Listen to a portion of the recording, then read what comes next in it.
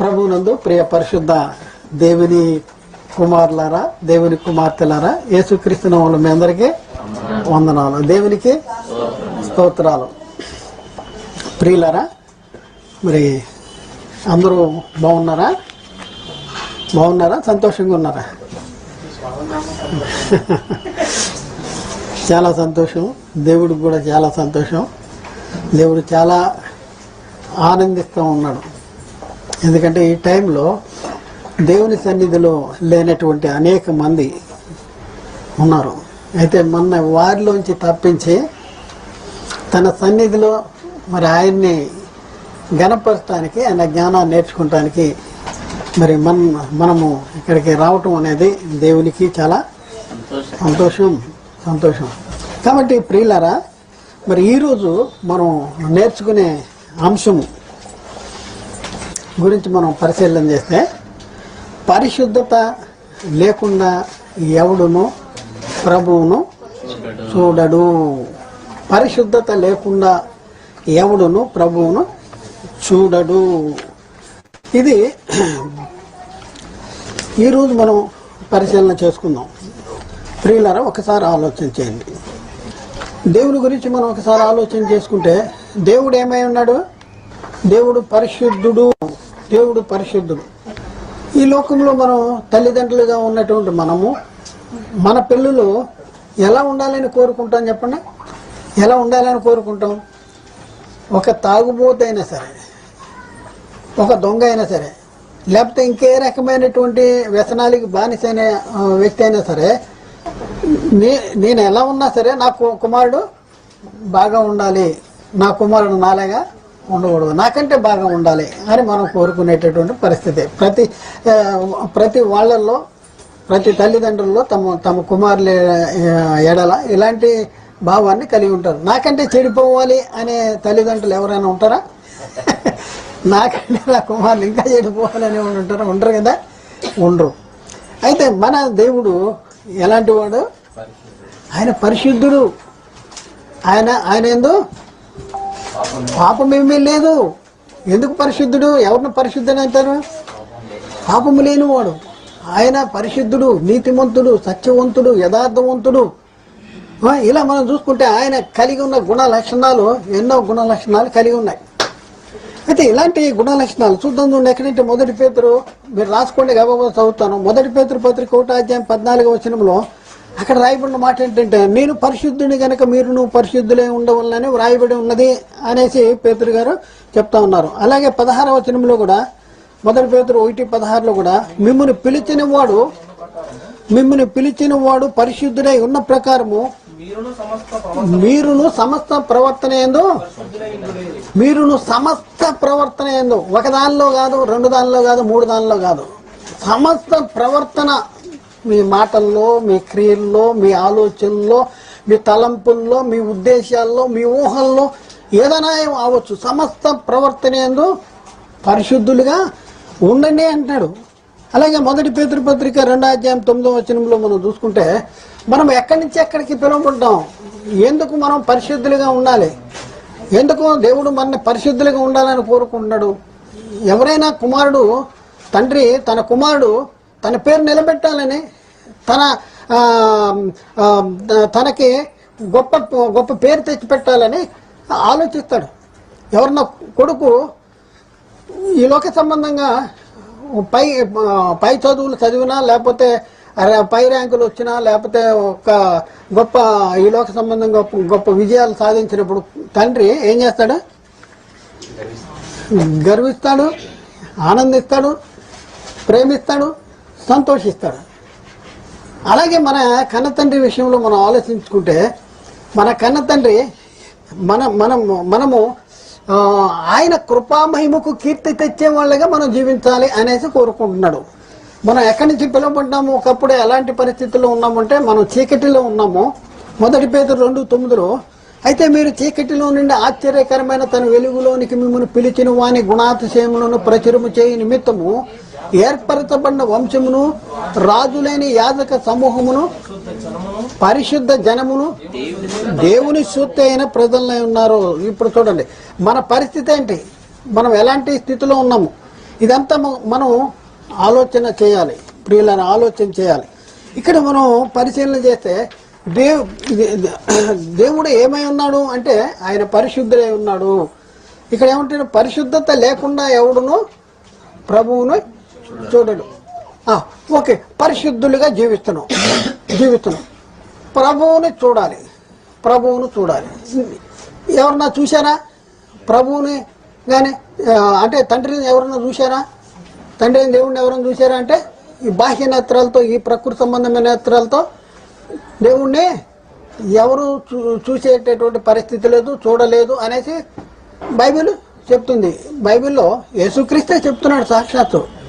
యోహాను సువార్త 5వ అధ్యాయంలో, యోహాను సువార్తలో 5వ అధ్యాయం మనం పరిశీలించే 37వ వచనంలో మీరు ఏ కాలమందా నేను, మీరు నన్ను పంపిన తండ్రియే నన్ను గూర్చి సాక్ష్యం ఇచ్చుతున్నాడు. మీరు ఏ కాలమందైనాను ఆయన అంటే తండ్రి, నా తండ్రి స్వరం వినలేదు, నా తండ్రి స్వరూపము చూడలేదు అంటాడు. మరి ఎట్లా? బైబిల్ ఏం చెప్తుంది చెప్పండి? పరిశుద్ధత లేకుండా ఎవడును దేవుని చూడలేడు, ప్రభువుని చూడలేదు అంటాడు. మరి చూడలేడు అంటే యేసుక్రీస్తే చెప్తున్నాడు. మీరు ఏ కాలంలో ఆదాము చూశాడంటే ఏ కాలం అంటున్నాడు, ఏ కాలము తర్వాత ఏమన్నాడు, ఏ కాలంలో, ఏ కాలం మందైనను ఆయన స్వరూపము చూడలేదు, ఆయన స్వరము వినలేదు అంటాడు. మరి ఎట్లా? మరి ఆయన్ని ఎలా చూడగలము? ఆయన్ని ఎలా దర్శించుకోగలము? ఆయన్ని ఎలా ప్రత్యక్షపరచుకోగలము? ఇది మన ముందున్న సమస్య ఇది. ఒకసారి ఆలోచించండి. యేసుక్రీస్తు ఆయన జీవించిన కాలంలో ఆయన బోధించిన బోధలో ఒక మాట చెప్పాడు. ఏం చెప్పాడు ఒకసారి మనం ఆలోచించుకుందామా? మత్తయి సువార్తలో 5వ అధ్యాయంలో 8వ వచనంలో అక్కడ రాయబడింది ఏంటంటే, హృదయ శుద్ధి గలవారు ధన్యులు, వారు దేవుని చూచెదరు.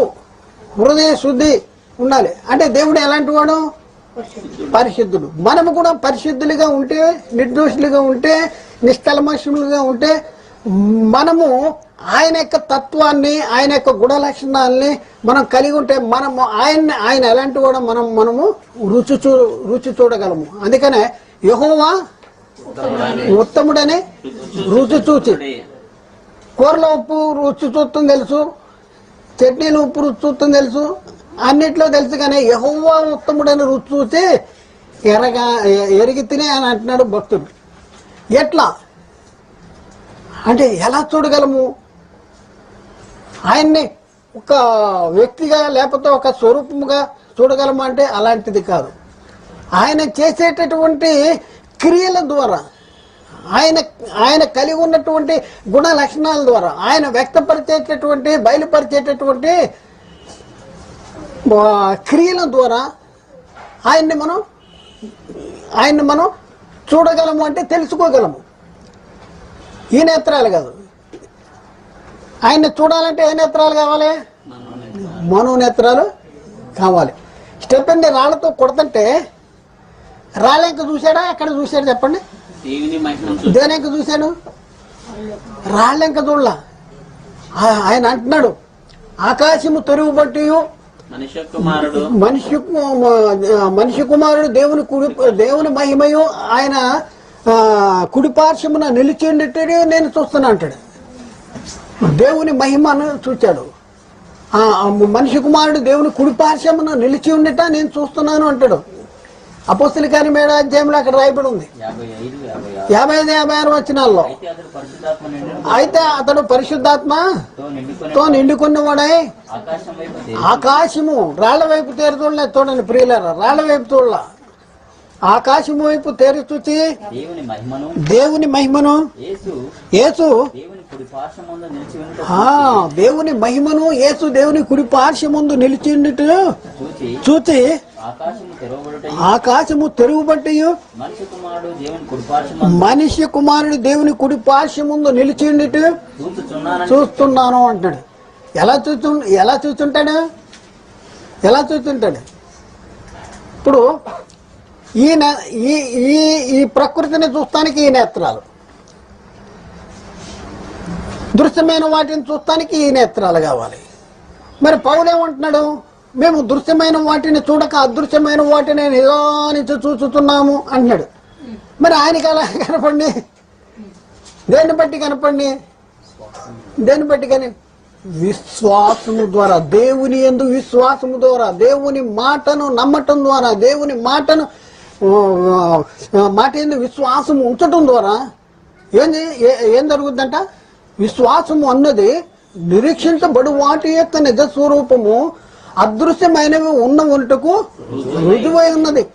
విశ్వాసము ఇప్పుడున్న పరిస్థితుల్లో విశ్వాసము ద్వారా మన మనోనేత్రాలు తెరవబడతాయి. తెరవబడినప్పుడు దేవుడు ఎలాంటి వాడు, దేవుడు ఎంతటి వాడు, దేవుడు ఏం చేస్తాడు నాకు అని మనకి అర్థమవుద్ది. ఆయన్ని తెలుసుకోగలము, ఆయన్ని గ్రహించగలము, ఆయనను రుచి చూడగలము. అప్పుడు మాత్రమే ఆయన్ని ఎప్పుడైతే నువ్వు తెలుసుకోగలుగుతావో, రుచి చూడగలుగుతావో, ఆయన స్పర్శ నీకు కలుగుద్దో, ఆయన ఏందో నీకు బలీయమైనటువంటి నమ్మకం ఎప్పుడైతే నువ్వు కలిగి ఉంటావో అప్పుడే ఆయన మీద పూర్తిగా ఆధారపడి నాది ఏమీ లేదు, నేను కాదు పౌలు అదే అన్నాడు, జీవించేది నేను కాదు, క్రీస్తే నా యందు జీవిస్తున్నాడు. మన మీద మనం నమ్మకం పెట్టుకోం. మా యందు మేమేమీ నమ్మకము లేకుంటే మృతులను లేపు దేవుని యందే కానీ మా యందు మేమేమి నమ్మకము పెట్టుకోలేదు అంటున్నాడు పౌలు. ఎందుకు అంటే ఆయన్ని చూచాడు, ఆయన గొప్పతనాన్ని గమనించాడు, ఆయన యొక్క శక్తిని మరి ఆయన రుచి చూచాడు, ఆయన గమనించాడు. అందుకని ఏమంటున్నాడు? నా బలహీనత ఏందే నేను మరి ఎక్కువగా అతిశయపడుతున్నాను. నేను ఎప్పుడు బలహీనుడను అప్పుడు నేను బలవంతుడను. ఎందుకంటే క్రీస్తు శక్తి నా యందు నిలిచి నిమిత్తము అని అంటున్నాడు. విశేషముగా నా బలహీనత ఏందే బహు సంతోషముగా అతిశయపడుతున్నాను. ఎందుకు? చూడగలిగాడు, రుచి చూడగలిగాడు. పౌలు ఏం చెప్తున్నాడు ఒక్కసారి మనం తెలుసుకోగలిగితే ప్రియులారా, మనకి చాలా ప్రాముఖ్యమైనది. ఎందుకంటే పరిశుద్ధత ఎప్పుడైతే ఉంటుందో అప్పుడు దేవునితో సహవాసం ఉంటుంది. అర్థమైందా? మనము పరిశుద్ధత ఎవరన్నా కంపు వాసన వచ్చిన మనం దగ్గర కూర్చోబెట్టుకుని ఇట్లా వాటేసుకుని ఇది చేస్తామని చెప్పండి, గబ్బు వాసన వస్తున్నామని ఏమండి, సెంటు వాసన వస్తుంటే అబ్బా కొద్దిసేపు కూర్చో పక్కన. అందుకనే దేవుడు పరిశుద్ధుడు, మనల్ని కూడా పరిశుద్ధంగా ఉండాలని ఆయన కోరుకున్నాడు. జగత్తుకి పునాది వేయబడక మునుపు ఆయన కలిగి ఉన్న సంకల్పం ఏంటి? మనము తన ఎదుట అది కావాలి, తన ఎదుట పరిశుద్ధులుగా నిర్దోషులుగా ఉండాలని జగత్తుకి పునాది వేయబడక మునిపే ప్రేమ చేత ఆయన మనలను క్రీస్తులో ఏర్పరచుకున్నాడు. పరిశుద్ధులుగా ఉండాలి, నిర్దోషులుగా ఉండాలి. చూడండి, ఆయన మనతో సహవాసం చేయాలి, నా దగ్గర ఉండాలి అనేసి కోరుకుంటున్నాడు. మరి ఇప్పుడు మన సహవాసం ఎవరితో ఉంది? మన సహవాసం అయితే తండ్రితోనూ ఆయన కుమారుడైన యేసుక్రీస్తుతో కూడా ఉంది. ఎవరి సహవాసం తండ్రితోనూ ఆయన కుమారుడైన యేసుక్రీస్తుతో కూడా ఉంటుంది? పాపుల, అవిధేయుల కాదు, పరిశుద్ధులతో మనం ఆయనతో సహవాసం చేయాలంటే మనము కూడా అలా మార్చాలి. అందుకనే పౌలు అంటాడు, క్రీస్తు స్వరూపము మీ అందరి ఇప్పటి వరకు మీ విషయమే నాకు మరల ప్రసవ వేదన కలుగుతుంది అంటాడు. మనం ఆయన స్వరూపంలోనికి మార్చబడాలి. ఆయన గుణ లక్షణాలను మనం కలిగి ఉండాలి. కాబట్టి ప్రియులారా, ఒకసారి ఆలోచించి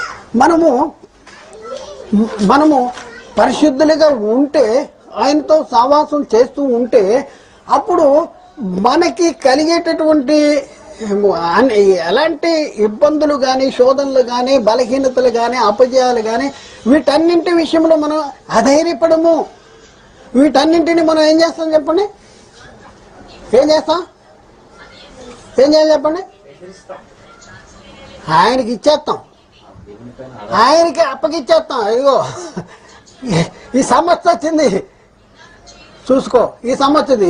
ఏమండి, చిన్నపిల్లడు ఉన్నాడు, మన యజమానులు నడుతున్నాడు, గౌక్కును కుక్క వచ్చి అరిసింది అనుకో, ఏం చేస్తాం మనం? చిన్నపిల్లడు తండ్రికి చేతులు ఇచ్చేస్తాడు, తండ్రికి చేతులు ఇస్తే తండ్రి ఎత్తేసుకుంటాడు. అర్థమైందా? మనం ఏం చేయాలి? మన భారాలు ఆయన మీద మోపండి, ఆయన మీద విడిచిపెట్టండి, ఆయన మీద ఇవ్వండి. మనం ఆయన్ని నమ్మం, మనమే మోస్తాం, మనమే నేనే చేయాలి, నేనే అనేసి పరిస్థితి అనమాట. ఎందుకు అలా చేస్తున్నావు? ఆయన్ని చూడలేదు, పరిశుద్ధత లేకపోతే, ఆయనతో సహవాసం లేకపోతే, ఆయన ఎలాంటి వాడు నువ్వు చూడకపోతే అంటే కంటితో కాదు, అనుభవించకపోతే, తెలుసుకోలేకపోతే, గుర్తించలేకపోతే ఏం జరుగుద్దంటే ఆయన మీద ఆధారపడి ఉండటం అనేది కలగదు. ఎలాంటి సమస్య అయినా రానివ్వండి, ప్రతి సమస్యకు సమాధానము యేసుక్రీస్తు. ప్రతి సమస్యకు సమాధానం యేసుక్రీస్తు. యేసుక్రీస్తును పౌలు చెప్తున్నాడు, నాకు ఈ లోకంలో ఏదైతే ప్రీతికరముగా ఉన్నాయో అవన్నీ కూడా పెంటతో సమానంగా ఎంచుకుంటున్నానంటాడు. నా ప్రభు నిశ్చయముగా నా ప్రభు అయిన యేసుక్రీస్తును గూర్చిన అతి శ్రేష్టమైన జ్ఞానము నిమిత్తము సమస్తమును నష్టముగాను పెంటగాను ఎంచుకుంటున్నాను అంటున్నాడు. ఎందుకంటే దేవుడు క్రీస్తు ద్వారా మనకి సిద్ధపరిచినటువంటి ఆ మహిమ ఐశ్వర్యం ఏంటో పౌలు గుర్తించగలిగాడు. అందుకనే అలాంటి వాడు ఏం చెప్తాడు తెలుసా? బ్రతుకుట క్రీస్తే చావైతే ఎవరు చెప్పగలరు, నాకు చావైతే లాభం అని ఎవరు చెప్పగలరు? ఇంకా 4 రోజులు ఉండిపోతే బాగుండేది, ఉండాలి అనేవాళ్ళే కానీ ప్రార్థన చేయండి బ్రదర్ ఇంకా ఉండాలంటే నేను వెళ్ళిపోతాను బ్రదర్, టాటా బై బై అనేవాళ్ళు ఏమన్నా ఉన్నారా? అది ఎవరు అంటారు తెలుసా? దేవుని బిడ్డలే అందరూ దేవుని బిడ్డలే కాని వాళ్ళు ఎవరు ఉన్నారు? ఎవడైనా కర్ర పట్టుకుంటే పారిపోతుంది. పరిశుద్ధత కలిగి ఉన్న వాళ్ళు, దేవునితో సావాసం కలిగి ఉన్న వాళ్ళు, దేవుని గొప్పతనాన్ని గ్రహించిన వాళ్ళు, దేవుని శక్తిని గ్రహించిన వాళ్ళు ఆ పని చేయగలరు. మనోనేత్రాలు వెలిగించబడతాయి. అబ్రహాము లేక 100 ఏళ్ల వయసులో కుమారుడు పుడితే దేవుడు అంటున్నాడు, నీ కుమారుని నాకు బలి అర్పించేసాయి, ఎల్లు అక్కడ అర్పించే బలి అంటే, అబ్బో దేవుడా నువ్వు లేకపోయినా పర్లేదు నాకు కొడుకుంటే చాలనే వాళ్ళు చాలా మంది ఇప్పుడు పరిస్థితుల్లో ఉన్నారు. కానీ ఆ కాలంలోనే అబ్రహాము ఎంత ప్రగాఢంగా ఆయన నమ్మాడంటే, దేవుడంట లేని వాటిని ఉన్నట్టుగానే పిలిచేవాడు, మృతులను సహితము సజీవులుగా చేయువాడు నాయన దేవుని ఎదుట అంటాడు. అలాంటి నమ్మకము మనకుందా? మనకు ఉండాలంటే ఏం కావాలి? పరిశుద్ధత కావాలి. ఆయన్ని చూడాలి, ఆయన్ని గుర్తించాలి, ఆయన శక్తిని, ఆయన మహిమను గుర్తించాలి. అందుకనే పౌలు చెప్తున్నాడు, 2 కొరింథీ పత్రిక 1వ అధ్యాయము 12వ వచనంలో అక్కడ చెప్తున్న మాట ఏంటంటే, 2 తిమోతి 1:12 ఆ హేతువు చేత ఈ శ్రమలను అనుభవించుతున్నాను గానే నేను నమ్మిన వాణ్ణి ఎరుగుదును గనక సిగ్గుపడను. నేను నమ్మిన వాణ్ణి ఎరుగుదును. ప్రతి వాళ్ళు ఒకసారి ఆలోచించండి, మీరు ఎవరిని నమ్మారో వాళ్ళని మీరు ఎరుగుదురా? మీరు ఎవరిని నమ్మారో మీరు ఆయన్ని ఎరుగుదురా? పౌలు చెప్తున్నాడు, నేను నమ్మిన వాణ్ణి ఎరుగుదును గనక నేను సిగ్గుపడను. ఈ హేతువు చేత శ్రమలను అనుభవించుతున్నాను గాని నేను నమ్మిన వాణ్ణి ఎరుగుదును గనక నేను సిగ్గుపడను అని అంటాడు. నేను ఆయనకు అప్పగించిన దాన్ని రాబోతున్న దినము వరకు ఆయన కాపాడగలనని రూఢిగా నమ్ముతున్నాం. బాబా ఎంత చక్కని మాట అండి. రూఢిగా నమ్ముతున్నాను. నేను ఆయనకు అప్పగించాను, నేను నా తండ్రికి అప్పగించాను, లేకపోతే మనం ప్రభువుకి అప్పగించేసాం, మన భారం ఆయన మీద మోసాం, లేకపోతే నేను నమ్మిన వాడిని ఎరుగుదును అంటాడు కనుక నేను సిగ్గుపడను. ఈ శ్రమల్లో వస్తున్నాయి, కానీ ఈ శ్రమల్లో కూడా నేనేమాత్రం జడిను బెదను అంటాడు. ఎందుకంటే రాబోతున్న ఆ కాలం వరకు కూడా నేను ఆయనకు అప్పగించిన దాన్ని ఆయన కాపాడునని రూఢిగా నమ్ముతున్నాను. ఈ రూఢి అనేది అవునా కాదా చూద్దాంలే, ఒక రాయేద్దాంలే అనే పరిస్థితి ఉంది. కానీ మన జీవితాల్లో నేను నమ్మిన వాడిని ఎరుగుదును అని చెప్పగలిగేటటువంటి ఒక మనస్సాక్షి లేక ఒక నిశ్చయిత మరి మనలో ఉండాలి. ఎందుకంటే నువ్వు నమ్మిన వాడు సామాన్యుడు కాదు, మామూలు వాడు కాదు. నేను నమ్మిన వాడు మామూలు వాడు కాదు, సామాన్యుడు కాదు. ఒక్కసారి ఆలోచించండి. లోకంలో 2 రకాల ప్రజలు ఉంటారు. క్రీస్తు సమాజంలో ఇప్పుడు అమ్మగారు అన్నారు కదా, ఏమన్నారు? అందరూ మనం క్రైస్తవులమే, అందరూ దేవుని ప్రజలమే. దేవుని ప్రజల్లో కూడా ఎన్ని గ్రూపులు ఉంటాయి? 2 ఉంటాయి. 2 ఉంటాయి దేవుని ప్రజల్లో కూడా. ఒకప్పుడు దేవుని ప్రజల్లో కూడా 2 గ్రూపులు ఉన్నాయి. దేవుడు ఐగుప్తు బానిసత్వంలోంచి ఇశ్రాయేల్ని బయటికి తీసుకొచ్చాడు. ఎలాంటి కొలిమంటది? ఇనుప కొలిములోంచి బయటికి తీసుకొచ్చాడు. బయటికి తీసుకొచ్చి ఎర్ర సముద్రం దాటి సీనాయి పర్వతారణ్యాన్ని దాటి ఆ తరువాత వాళ్ళకి ఇస్తానన్నటువంటి కానాను ప్రదేశానికి వచ్చారండి. వచ్చిన తర్వాత దేవుడు మోషేని పిలిచాడు. మోషే ఒకసారి ఇట్రా అన్నాడు. వచ్చాడు. ఏంటంటే మీకు నేను ఇవ్వబోయేటటువంటి ఈ కానాను దేశం ఏదైతే ఉందో ఆ కానాను దేశానికి వేగు చూస్తానికి ఒక్కొక్క గోత్రంలో ఒక్కొక్కరిని చొప్పున 12 మందిని పంపియ్యా అన్నాడు. ఈ 12 మంది వెళ్ళి చూశారు. చూసి వచ్చారు. చూసి వచ్చిన వాళ్ళు చూసింది ఒకే దాన్ని చూశారు. చూడండి, ఈ పెన్ క్యాప్ ఏంటి? ఏ కలర్ ఉంది? బ్లూ కలర్ ఉందా? అంటే అందరూ బ్లూ కలర్ ఉందని చెప్తున్నారా? అందరూ బ్లూ కలర్ ఉందని చెప్తున్నారు. చూడండి, కానీ వాళ్ళు వెళ్ళి చూసినటువంటి ఆ దేశం ఏదైతే ఉందో ఆ దేశాన్ని 12 మంది వెళ్ళారు. కానీ 12 మందికి ఈ బ్లూ కలర్ లాగా కనపడలా, ఒకేలాగా కనపడ. వీళ్ళకి 2 రకాలుగా కనపడినాయి.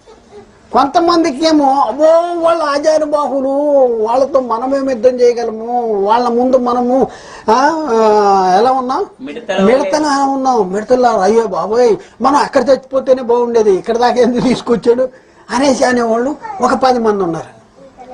అందులో ఒక 2 అన్నారు నిశ్చయముగా మనం ఆ దేశాన్ని స్వతంత్రించుకున్నాం. దేవుడు మన యందు ఆనందించిన తప్పనిసరిగా దేవుడు మనకి దాన్ని ఇస్తాడు అనేసి వాళ్ళు 2 మాత్రము. వాళ్ళెవరు? కాలేబు, యెహోషువ. చూడండి, మరి వెళ్ళిన 10 మందికి ఒకేలాగా ఎందుకు కనపడలేదు? చూద్దామా ఆ రిఫరెన్స్లు చూద్దాం. 13వ అధ్యాయము సంఖ్యాకాండము 1-2 వచనాలు. సంఖ్యాకాండము 13వ అధ్యాయం 1-2 వచనాలు. యెహోవా మోషేకి ఇలాగ సెలవు ఇచ్చెను, నేను ఇశ్రాయేలుకి ఇచ్చుతున్న కానాను దేశమును సంచరించు చుట్టూ నీవు మనుషులకు పంపుము. చాలండి, పంపించేశాడు. పంపించేసిన తర్వాత 25వ వచనం చూద్దాం. వారు 40 దినములు ఆ దేశమును సంచరించి చూచి తిరిగి వచ్చిరి. అట్లు వారు వెళ్ళి, చాలండి 27వ వచనం, నీవు మమ్మను పంపిన దేశమునకు వెళ్ళితిమి, అది పాలు తేనెలు ప్రవహించు దేశమే, దాని పళ్ళు ఇవి. అయితే ఆ దేశంలో నివసించే జనులు బలవంతులు, వారి పట్టణములు ప్రాకారము గలవి, అవి మిక్కిలి గొప్పవి. 31వ వచనం, అయితే అతనితో కూడా పోయిన ఆ మనుషులు ఆ జనులు మనకంటే బలవంతులు, మనము వారి మీద ఓజాలము మరియు వారు తాము సంచరించి చూచిన దేశమును గూర్చి ఇశ్రాయేలీయులకు చెడ్డ సమాచారం చెప్పిరి. మేము సంచరించి చూచిన దేశము తమ నివాసులను భక్షించు దేశము, దానిలో మాకు కనపడిన జనులందరూ ఉన్నత దేహులు. ఎలా కనపడ్డారండి 10 మందికి? అబ్బో ఉన్నత దేహులంట, అది గొప్ప వాళ్ళంట, మనకంటే బలవంతులంట, వాళ్ళ ముందు మనం మిడతల్లాగా ఉన్నామంట అనేసి వీళ్ళు చెప్పుకుంటూ వచ్చారు. కానీ 2 చెప్తున్నారండి కాలేబు యెహోషువ చెప్తుంది ఏంటంటే ఎక్కడ చూద్దాం 13వ అధ్యాయంలో 30 వచనం 13వ అధ్యాయం 30 వచనం కాలేబు మోషే ఎదుట జనులను నిమ్మలపరిచి మనము నిశ్చయముగా వెళ్ళదుము దానిని స్వాధీన పరుచుకొందుము దానిని జయించుటకు మాకు శక్తి చాలను. చూడండి, గమనించండి, ఎలాంటి పరిస్థితులు. ఇద్దరు దేవుని ప్రజలేనా? ఇద్దరు దేవుని ప్రజలే. అప్పటికి ధర్మశాస్త్రం ఇచ్చేసాడా?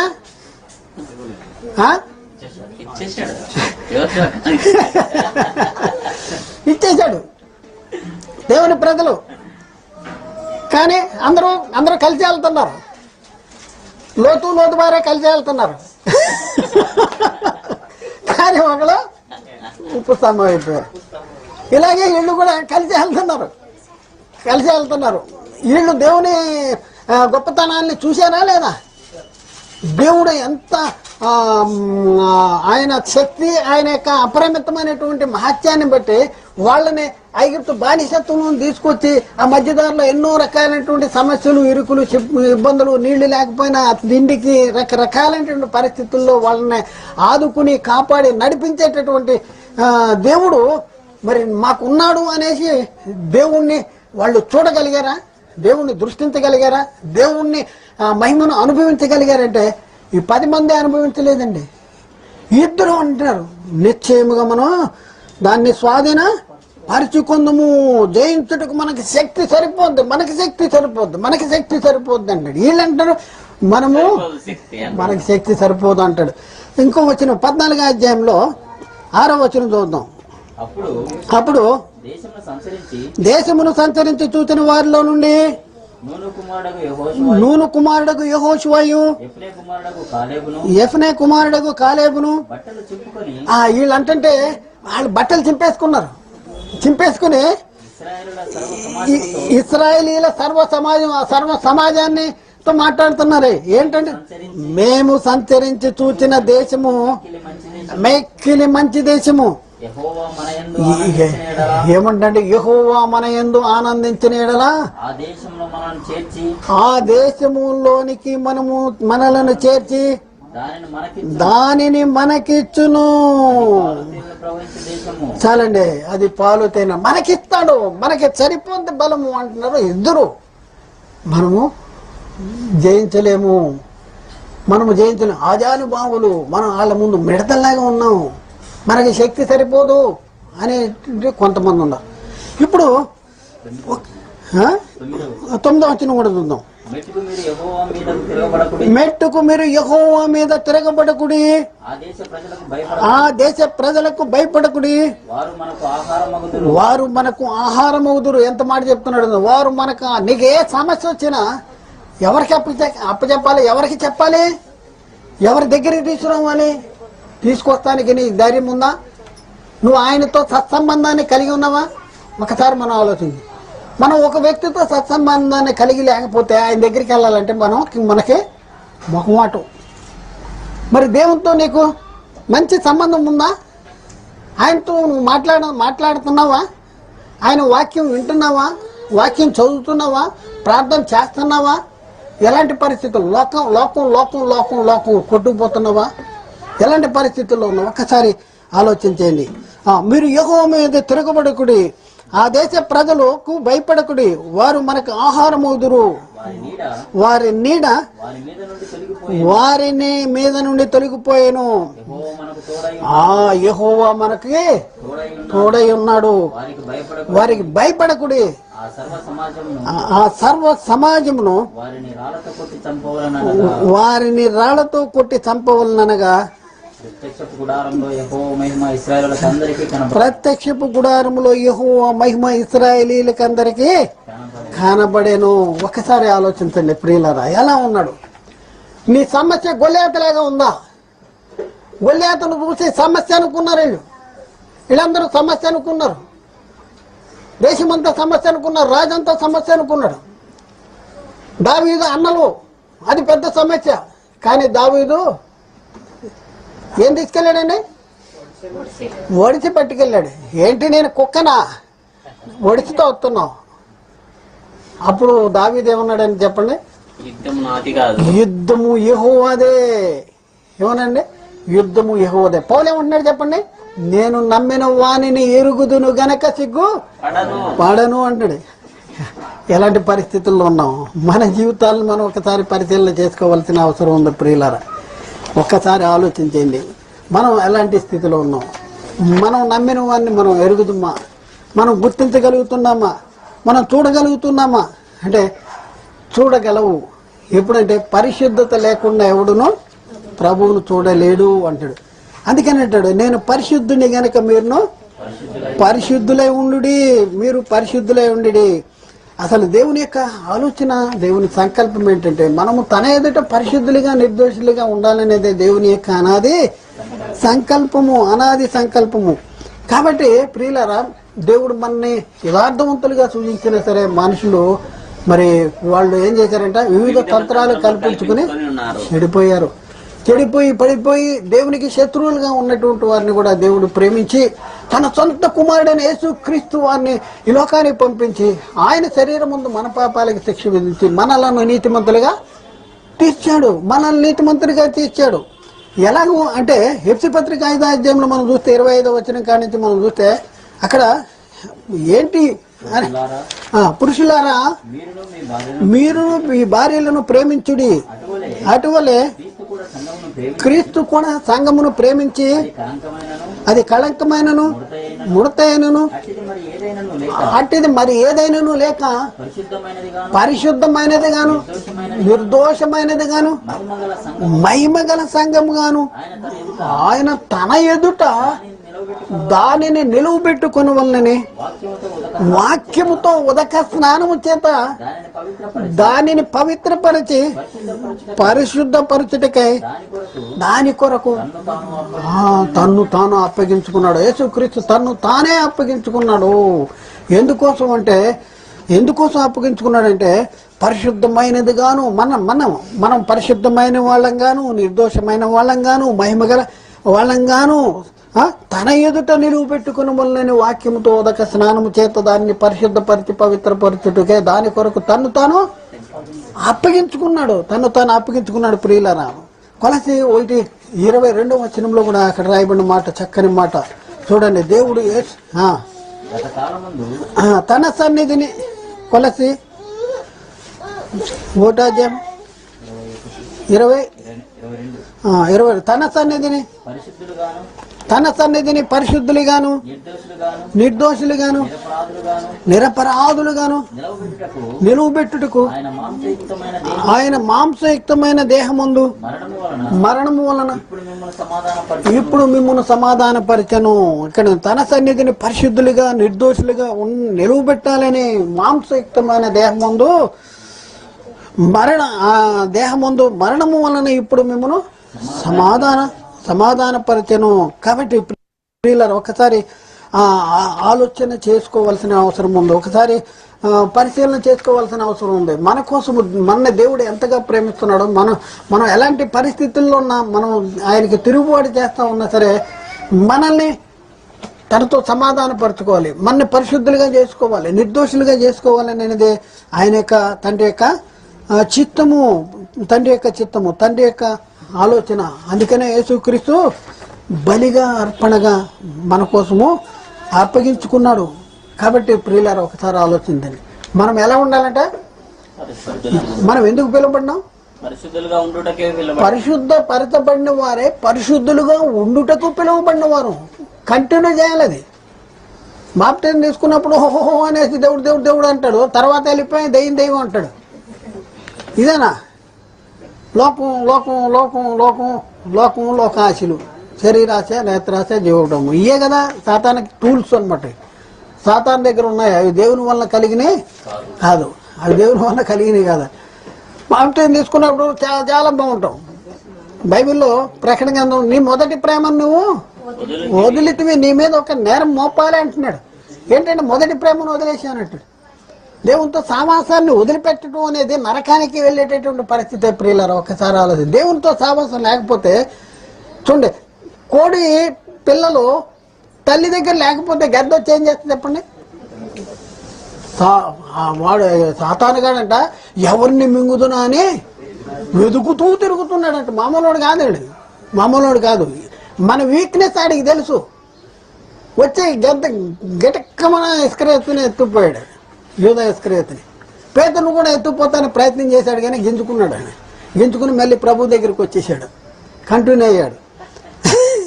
కాబట్టి ఏ రకంగా సాతాను మొన్న బలహీనపరచాలని ప్రయత్నం చేస్తుంది. ఇక్కడ మొదటి కొరింథీ పత్రిక 1:2 అక్కడ రాయబడిన మాట ఏంటంటే, కొరింథీలో ఉన్న దేవుని సంఘమునకు అనగా క్రీస్తు యేసునందు పరిశుద్ధపరచబడిన వారే, పరిశుద్ధులుగా ఉండుటకు పిలువబడిన వారికి మనకును ప్రభువుగా ఉన్న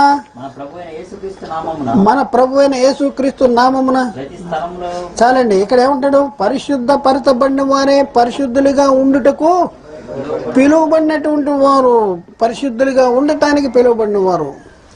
అవును, మనం ఒకప్పుడు ఎలాంటి పరిస్థితుల్లో ఉన్నాము, ఇప్పుడు ఎందుకు పిలువబడ్డాము?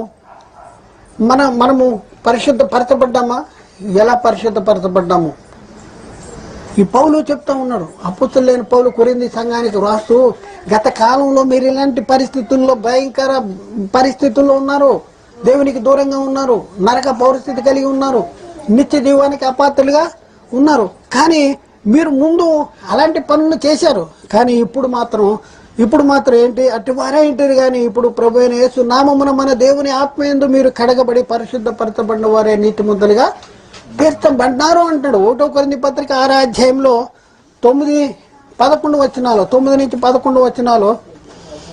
9 నుంచి అన్యాయస్తులు దేవుని రాజ్యమునకు వారసులు కానేరని మీకు తెలియదా? మోసపోకుడి, జారులైనను, విగ్రహారాధికులైనను, వ్యభిచారులైనను, ఆడంగితనము గలవారైనను, పురుష సంయోగులైనను, దొంగలైనను, లోబులైనను, త్రాగుబోతులైనను, దోషకులైనను, దోచుకుని వారైనను దేవుని రాజ్యమునకు వారసులు కానేరరు అని చెప్తే ఏం చెప్తున్నాడు చెప్పండి? మీలో కొందరు, అక్కడ ఉన్న వాళ్ళని గురించి చెప్పుకుంటూ, మీలో కొందరు అట్టి వారై ఉంటారే, కానీ ప్రభు అయిన యేసుక్రీస్తు నామమున మన దేవుని ఆత్మయందు మీరు కడగబడి పరిశుద్ధపరచబడిన వారే నీతిమంతులుగా తీర్చబడితిరి. నీతిమంతులుగా మీరు దేవుని ఆత్మయందు కడగబడ్డారు. 2వ దశలోనికి 2:13 అక్కడ మనం చూసుకుంటే, 2వ దశలోనికి 2:13 ప్రభువు వలన ప్రేమింపబడిన సహోదరులారా, ఆత్మ మిమ్మును పరిశుద్ధపరచుట వలనను, ఏది పరిశుద్ధపరిచిందంటే ఆత్మ మిమ్మును పరిశుద్ధపరచుట వలనను, మీరు సత్యమును నమ్ముట వలనను రక్షణ పొందుటకు దేవుడు ఆది నుండి మిమ్మును ఏర్పరచుకొనెను గనుక మేము మిమ్మల్ని బట్టి ఎల్లప్పుడూ దేవునికి కృతజ్ఞతాస్తుతులు చెల్లించ బాధ్యులము అన్నాము. కాబట్టి ప్రియులారా, ఒకసారి ఆలోచించండి. ఒకప్పుడు మనం ఎలా ఉన్నామంటే పరజనులుగా ఉన్నాం, పరదేశులుగా ఉన్నాం. దేవుడు యేసుక్రీస్తును పంపించి క్రీస్తుల్లో మనకు విమోచన అనగా పాప క్షమాపణ కలగజేశాడు. ఇప్పుడు మనం ఎవరము? పరిశుద్ధ జనము. ఇప్పుడు మనం పరదేశులం కాదు, ఒకప్పుడు పరదేశులు. మరి ఇప్పుడు మనం ఎవరు అంటే, కాబట్టి మీరు ఇక పరదేశులను పరజనులుగా పరిశుద్ధులతో ఏకపట్టణస్తులను దేవుని ఇంటి వారినే ఉన్నారు. ఎఫ్సీ పత్రిక 2:19 కాబట్టి మీరు ఇక మీదట పరజనులు పరదేశులు ఎండక పరిశుద్ధులతో ఏకపట్టణస్తులు దేవుని ఇంటి వారినే ఉన్నారు. కాబట్టి ఇప్పుడు మనం ఏం చేయాలి చెప్పండి? పరిశుద్ధులుగా. లాగుతూ ఉంటుంది, పీకుతూ ఉంటుంది. వాళ్ళు ఐగుప్తులోంచి బయటకు వచ్చినా సరే ఐగుప్తు పీకుతా ఉంది. అక్కడ భలే దొరికేది, అక్కడ బాగుండేది, ఇక్కడ బాగుండేది, అట్లా వెనక్కి వెళ్ళిపోతాం అనేసి చాలా మంది వెనక్కి పీకేటటువంటి లాగేటటువంటి గుణం మనలో కూడా. ఏదైతే విడిచిపెట్టామో కుక్క ఏం చేస్తుంది? కక్కుద్దండి. మళ్ళీ ఏం చేస్తుంది? మళ్ళీ అదే తినేది. మన అలాంటి పరిస్థితుల్లో మన జీవితాల్లో ఏం చేస్తూ ఉంటాం, మళ్ళీ వెనక్కి అడిగేసేటటువంటి పరిస్థితి. వెనక్కి అడిగేసేవా ఫినిష్ అయిపోయింది నీ పని, లాగేస్తుంది. ఒక్క అడిగేస్తే దాన్ని లాగేస్తుంది. ఒక అడుగు పడవ మీదను, ఒక అడుగు నీటిలోనూ పెట్టండి, దేనిలో ఉంటారు, నీళ్ళలోకి వెళ్ళిపోతారు. కాబట్టి ఒకసారి నీళ్లు మనకి బేస్ ఇవ్వు, మనకి సపోర్ట్ ఇవ్వు, దేవుడు మనకి సపోర్ట్ ఇస్తాడు. అది లాగేసుకుంటామే కానీ నిలబెట్టడం దానికి చేత కాదు. కాబట్టి మనం ఏం చేయాలి చెప్పండి, మన పరిస్థితి ఇప్పుడు ఏం చేయాలి, మనం ఎంతో జాగ్రత్తగా మన పరిశుద్ధతను కొనసాగించుకోవాలంటే మనం చేయాల్సింది ఏంటంటే, ఇక్కడ అక్రమమును చేయుటకే అపవిత్రతకును అక్రమమునకు మీ అవయవములు ఎలాగో దాసులుగా అప్పగించుకుంటారో అలాగే పరిశుద్ధత కలుగుటకే ఇప్పుడు మీ అవయవములను నీతికి దాసులుగా అప్పగించుడి. రోమపత్రిక 6:19 రోమ 6:19 రోమ 6:19 రోమ 6:22 రోమ 6:22 మీ శరీర బలహీనతను బట్టి మనిషి రీతిగా మాట్లాడుతున్నాను. ఏమనగా అక్రమము చేయుటకై అపవిత్రతకు అక్రమమునకును మీ అవయవములను దాచులుగా ఎలాగో అప్పగించుకుంటారు ఒకప్పుడు, ఇప్పుడు అలాగే పరిశుద్ధత కలుగుటకు ఇప్పుడు మీ అవయవములను నీతికి దాచులుగా అప్పగించుకోండి. 6:22 రోమపత్రిక. ఆయనను ఇప్పుడు పాపమును విమోచించబడి దేవునికి దాసులైనందున పరిశుద్ధత కలుగుటయే మీకు ఫలము, దాని అంతము నిత్య జీవము. కాబట్టి ఏం చేయాలి, కాబట్టి సహోదరులారా, పరిశుద్ధమును అనుకూలమునైన దేవుని చిత్తమేదో పరీక్షించి మీ మనస్సు మారి నూతన మూటం వల్ల రూపాంతరం చెంది. రోమపత్రిక 12:1. కాబట్టి సహోదరులారా, పరిశుద్ధమును దేవునికి అనుకూలమునైన సజీవ యాగముగా మీ శరీరములను ఆయనకు సమర్పించుకుంటేనే దేవుని వాత్సల్యమును బట్టి మిమ్మను బ్రతిమలాడుకుంటున్నాను. చూడండి ప్రియులారా, ఎలాంటి పరిస్థితి. మనం కొద్దిగా ఎడం కానీ కుడి కానీ తిరిగితే మొన్నే లాగేసేటటువంటి పరిస్థితి. వాడు వెతుకుతూ తిరుగుతున్నాడు. కాబట్టి దేవుని చేత ఏర్పరచబడిన వారిను పరిశుద్ధులను ప్రియులకు తగినట్లుగా మనం ఏం చేయాలి, మనం నడుచుకోవాలి. మన మనసు ఎలా ఉండాలి, జాలి మనసు కలిగి ఉండాలి, దయాలత్వం కలిగి ఉండాలి, వినయము కలిగి ఉండాలి, సాత్వికం కలిగి ఉండాలి, అలాగే దీర్ఘశాంతాన్ని ధరించుకోవాలి. కొలసీ పత్రిక 3:12 కాగా దేవుని చేత ఏర్పరచబడిన వారును పరిశుద్ధులను ప్రియులునైనా వారికి తగినట్లుగా మీరు జాలిగల మనస్సును, దయాలత్వమును, వినయమును, సాత్వికమును, దీర్ఘశాంతమును ధరించుకోండి అంటాడు. ఎందుకు? దేవుని చేత ఏర్పరచబడ్డారు. మీరు ప్రియులు, దేవునికి తగినట్లుగా మీరు మారాలి. కాబట్టి ఇప్పుడున్న పరిస్థితుల్లో మనం ఇక్కడ పౌలు చెప్తున్నారు, మా అతిశయం ఏదనగా లౌకిక జ్ఞానమును అనుసరింపక దేవుడు అనుగ్రహించు పరిశుద్ధతతోనే నిష్కాపట్యముతోనే దేవుని కృపను అనుసరించి లోకంలో నడుచుకుంటమని, విశేషముగా మీ ఎడల నడుచుకుంటమని మా మనస్సాక్షి సాక్ష్యమిచ్చుటే అంటున్నాడు. 2 కొరింథీ 1:12 మా అతిశయము లౌకిక జ్ఞానం అనుసరించట్లేదు. చాలా మంది లోక సంబంధమైన జ్ఞానాన్ని ఆధారపడి దేవుణ్ణి విడిచిపెట్టేటటువంటి పరిస్థితి ఉన్నారు. మనం ఎవరి మీద మనం భారం మోపాలి, ఎవరిని మనం గుర్తించాలి, ఎవరిని చూడాలి, ఎవరిని దృష్టించాలి, ఎవరి శక్తిని మనం మరి అనుభవించాలి అంటే దేవుణ్ణి చూడాలి, దేవుని శక్తిని అనుభవించాలి. కాబట్టి ప్రియులారా, మరి ఒకసారి ఆలోచించండి, మరి ఇలాంటి పరిశుద్ధులుగా జీవిస్తే మనకేదైనా శ్వాసం ఉందా, మనకేదైనా దొరుకుద్దా అంటే ఎందుకు దొరకదు? పనివాడికి జీతము,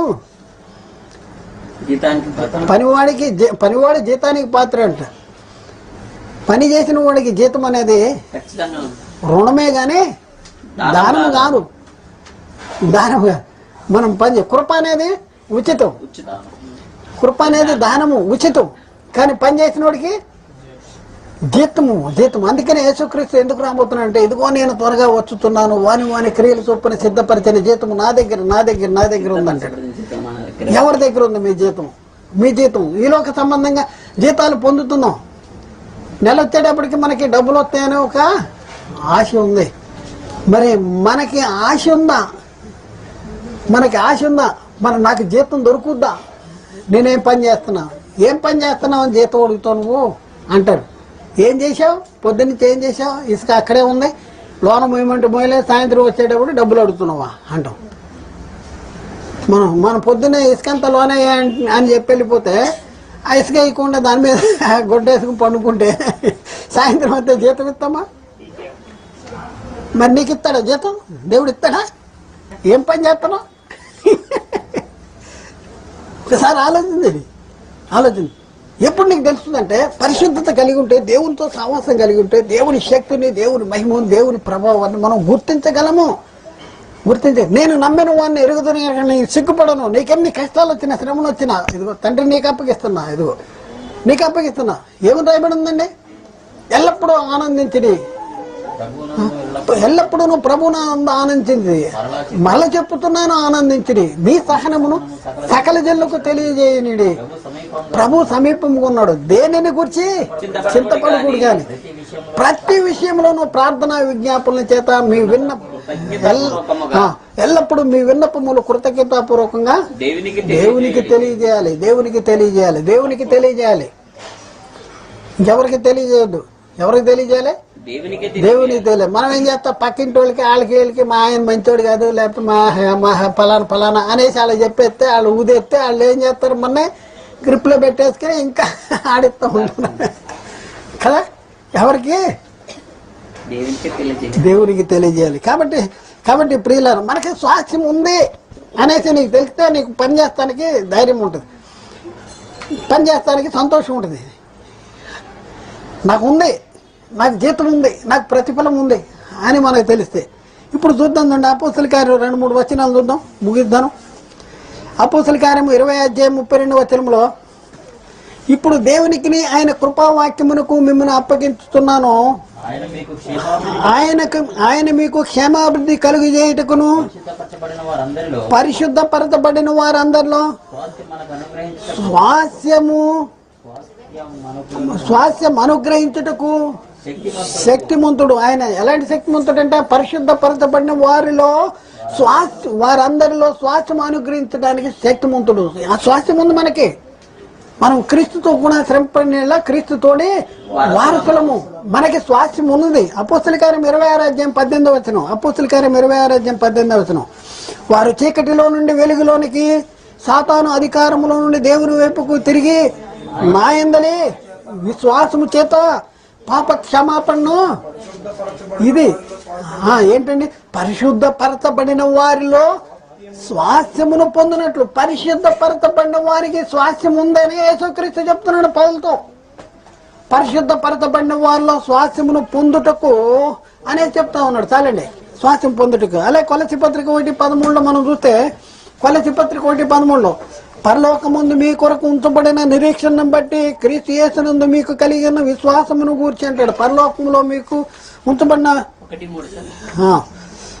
కొలసి 1:3 పరలోకమందు మీ కొరకు ఉంచబడిన నిరీక్షణను బట్టి అంటాడు. ఉందా మనకి నిరీక్షణ ఉందా అనేది మనం ఒకసారి ఆలోచించుకోవాలి. కాబట్టి ప్రియులారా, ఒకసారి ఆలోచన చేయండి.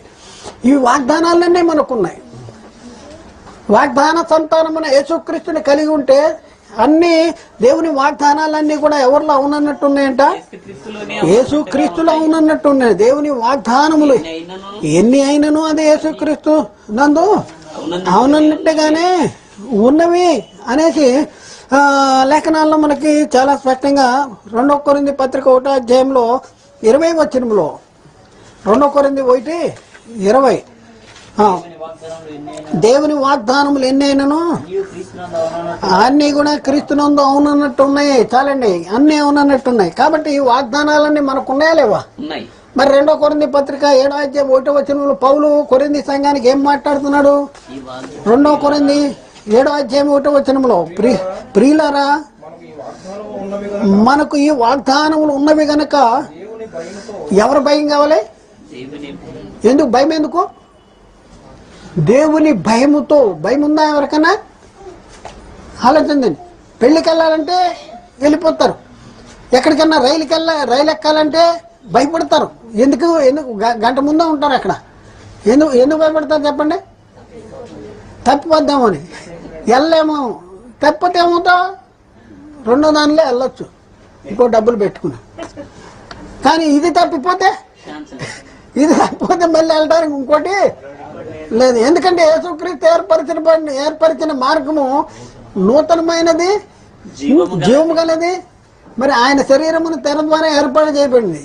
అది ఎప్పటికీ నూతనమైంది. అది క్రీస్తు ద్వారా తప్ప ఇంకొకళ్ళ ద్వారా వెళ్ళిపోదాం అంటే కుదరదు. ఈ ట్రైన్ మిస్ అయినా బస్సులో వెళ్ళిపోదాం అంటే కుదరదు. ఒకటే ఉంది యేసుక్రీస్తు వచ్చినప్పుడు. మరి అలాంటి పరిస్థితుల్లో భయం వద్దా? మనకి భయం వద్దా? నీకు ఇన్ని వాగ్దానాలు ఉన్నాయి. 10 మంది కన్యకలు, 2 పట్టుకున్నారు, డ్యూటీలు పట్టుకున్నారు. కానీ 5 మందే ఎందుకు వెళ్ళారు? విడవబడిన 5 మందిలో మనం ఉండకూడదు. వాక్యం ఏం చెప్తుందంటే విడవబడిన 5 మందిలో మనం ఉండకూడదు. ఉండకూడదు అంటే ఏం చేయాలి? మనం సిద్ధపాటు కలిగి ఉండాలి. భయం ఉండాలి. భయం ఉంటే సిద్ధపాటు. ట్రైన్ వెళ్ళిపోద్దంటే సిద్ధపాటు ఉంటుంది, భయం ఉంటుంది. అర్థమైందా? మరి మనం దేవుని ఏళ్ళ భయం ఉందా లేదా అనేసి మరి ఒకసారి ఆలోచించండి. ఎవడైనా నువ్వు వీటిలో చేరక తను తాను పవిత్రపరచుకొనని ఎడల జరిగే దుష్పరిణామాన్ని గురించి ఇక్కడ చెప్తా ఉన్నాడు. చూద్దాం. 2వ తిమోతి పత్రికలో 2వ అధ్యాయంలో, 2వ తిమోతి పత్రిక ముగిస్తాను నేను. 2వ తిమోతి పత్రిక 2వ అధ్యాయము 20 వచనం కానీ చూద్దాం. గొప్ప ఇంటిలో వెండి పాత్రలను, బంగారు పాత్రలు మాత్రమే గాక కర్రవియు మట్టివియు కూడా ఉండును. వాటిలో కొన్ని ఘనతకును కొన్ని ఘనహీనతకును వినియోగించబడును. ఎవడైనా వీటిలో చేరక తన్ను తాను పవిత్ర పరచు కొనిన ఎడల వాడు పరిశుద్ధపరచబడి యజమానుడు వాడుకుంటకు అర్హమైన ప్రతి సత్కార్యమునకు సిద్ధపరచబడి ఘనత నిమిత్తమైన పాత్ర అయి ఉండును. చూడండి, యజమానుడు వాడుకుంటానికి మనం సిద్ధంగా ఉన్నామా? సిద్ధ మనస్సు అని ఉన్నామా? ఎవరిని వాడుకుంటాడు? పరిశుద్ధత లేకుండా వాడుకుంటాడా? పరిశుద్ధత లేకుండా వాడుకోడు. ఆయన శక్తిని నువ్వు రుచి చూడకపోతే, ఆయన యొక్క మహిమను ప్రభావాన్ని నువ్వు గుర్తించకపోతే నిన్ను వాడుకోడు. మరి మనం ఎలా ఉన్నాం? ఎన్ని సమస్యలు వస్తున్నాయా? ఈ సమస్యలు ఎలాంటి అల్పకాలం ఉండేటటువంటి, కొద్ది కాలం ఉండేటటువంటి, క్షణకాలం ఉండేటటువంటి చులకన శ్రమలు, వీటిని చూసి మనం ఆధారపడవద్దు. కాబట్టి ప్రియులరా, ఏం చేయాలి అనేసి మనం ఏం చేయాలి? ఒకసారి ఆలోచన చేసుకోవాల్సిన అవసరం ఉంది. కాబట్టి ప్రియులరా, మనం చేయవలసిన పని ఒకటే. మనము ఎవరినైతే నమ్మామో ఆయన్ని నువ్వు చూడగలగాలి, ఆయన శక్తిని నువ్వు చూడగలగాలి, ఆయన మహిమను నువ్వు చూడగలగాలి, ఆయన ప్రభావాన్ని నువ్వు చూడగలిగి మరి నాలో బలముగా కార్యసిద్ధి కలిగజేసేటటువంటి వాడు ఆ దేవుడే. ప్రయాసపడేది నేను కాదు, నాకు తోడైనా ఆయన కృపయే. ఇక జీవించేవాడను నేను కాదు, నాకు తోడైనా క్రీస్తే. మా అంతటా మేమే సామర్థ్యము కాదు, మా సామర్థ్యము దేవుని వల్లనే కలిగి ఉన్నది అనేసి మనము ఆయన మీద ఆధారపడాలి. ఆయన శక్తిని గుర్తించాలి, ఆయన మహిమను గుర్తించాలి, ఆయన ప్రభావాన్ని గుర్తించాలి. ఆ గుర్తించిన నాడే మనం ఆయనకు ఆనందాన్ని కలిగించేటటువంటి వారం అవుతాం. మనం సరిపోము వాళ్ళ ముందు, మనం వాళ్ళ మీద జయించలేము. అంటే కాలేబు యెహోషువ అంటే నిశ్చయముగా దేవుడు మన యందు ఆనందించిన వారిని మనకి అప్పగిస్తాడు తప్పనిసరిగా అనేసి. యుద్ధము యెహోవాదే. ఇప్పుడు మన ముందు ఎన్నో సమస్యలు ఉంటాయి. సమస్యలు లేని క్రైస్తవుడు కాదు, లేడు కాదు. నాకు సమస్య లేదు అని క్రైస్తవుడు అంటే నిజంగా క్రైస్తవుడు కాదు. ఎందుకంటే శ్రమలు పరిశుద్ధపరచు వారికి పరచబడు వారికి ఒకటే భూమి. కాబట్టి మనం ఎక్కడికి వెళ్ళాలి? గవిని వెలుపుడుకు, ఆయన నిందలు భరించుతూ గవిని వెలుపుడికి మనం వెళ్ళాలి. కాబట్టి ప్రియులారా, ఎలాంటి పరిస్థితుల్లో ఉన్నారు? మనం ఎలాంటి పరిస్థితుల్లో ఉన్నాం? మీరు ఎలాంటి పరిస్థితుల్లో ఉన్నారు? మనం సరి చేసుకునేటటువంటి పరిస్థితి వచ్చింది. మన దేవుణ్ణి మనం ఎవరినైతే నమ్ముతున్నామో, ఆయన శక్తిని, ఆయన మహిమను, ఆయన ప్రభావాన్ని, ఆయన యొక్క ఉన్నతమైనటువంటి ఒక ఆలోచనను మన విషయంలో ఆయన కలిగి ఉన్నటువంటి ఒక సంకల్పాన్ని, ఇవన్నీ మనం గుర్తించగలిగితే ఆ దేవుణ్ణి మనం చూడగలము, ఆయన శక్తిని మనం గుర్తించగలము. కాబట్టి ఆ గుర్తించిన నాడే మనకి నా యజమానులు ఎవరున్నారు? చిన్న కుక్క పిల్లకి తెలుసండి. కుక్క పిల్ల యజమాని పట్టుకుని వెళ్తుంటే ఎంత పెద్ద కుక్కనైనా బాగునే అరుతుంది. యజమాని లేకపోతే తోక ముడుచుకుంటే అరకే పక్క వెళ్ళిపోద్ది. ఒక చిన్న కుక్క పిల్లకి తెలుస్తుంది నా యజమాని ఉన్నాడు. మరి నీ యజమాని లేడా? ఒక్కసారి నా యజమాని.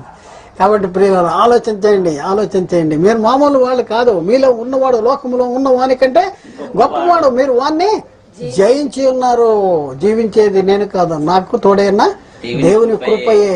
ఎలాంటి స్థితిలో మనం ఉన్నా సరే, ఇదిగో దేవుడు నీ బలహీనతలన్నీ తీసేస్తానికి సిద్ధంగా ఉన్నాడు.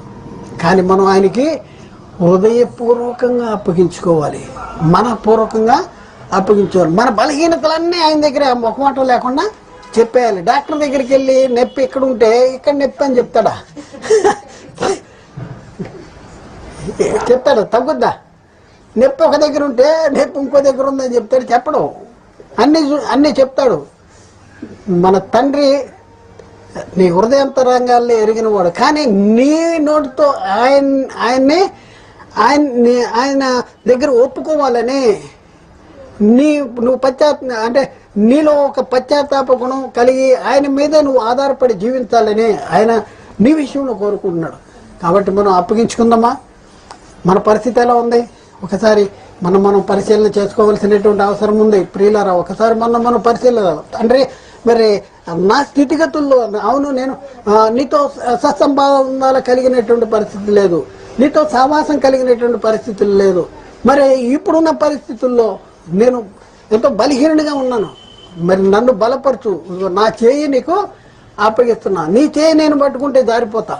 నా చేయి నేను నీకు అప్పగిస్తున్నా. నా చేయి నువ్వు పట్టుకో, నీకు అప్పగిస్తున్నా అనేసి మనం హృదయపూర్వకంగా మరి ఆయన సన్నిధిలో మన బలహీనతలన్నీ ఒప్పుకుని ఆయనకి మనం అప్పగించుకుందాం. అప్పగించుకుంటే ఆ తండ్రి, ఆ దేవుడు మరి మనల్ని అన్ని పరిస్థితుల్లో చక్కబెట్టి మనల్ని ఇస్తానన్నటువంటి ఆ నిత్య జీవానికి, పరలోకానికి మనల్ని మరి చేరుతాడు. దేవుడు మాట్లాడిన ప్రతి మాట ప్రతి ఒక్క హృదయంలో నీరుగట్టి ఫలింపజేయనుగాక. ప్రియులారా.